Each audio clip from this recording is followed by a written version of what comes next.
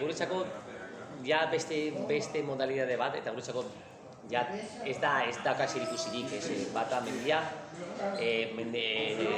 mendiko eskalada edo eskalada rokodromotan, artifizialan edo olimpiadetan, biek eskalada dira, baina ja daude guztiz banatutak, Gu inoiz ez dugu konpetitu, lagundu dugu txikita nolan konpetitiba montatxera, zeren giro ona montatxe zen, jendea motibatzen zen, baina orain ja da beste asunto bat, igual rokodromoak edo kompetizioaren ibeltzen de jendea, orain bertan onenak, ia ez dute kanpoan eskalatzen. Kanparen edo mendira juten edo ja da beste modalidade bat guztuan, ja da gimnasiora jutea bezala, bada rokodromoan, ja nik dut asko banatu direla, eta guretzako pena pizka bat ikusten dugu, baina bueno, eta egon behar da, beste modalidade bat, nahi duena hortze dago,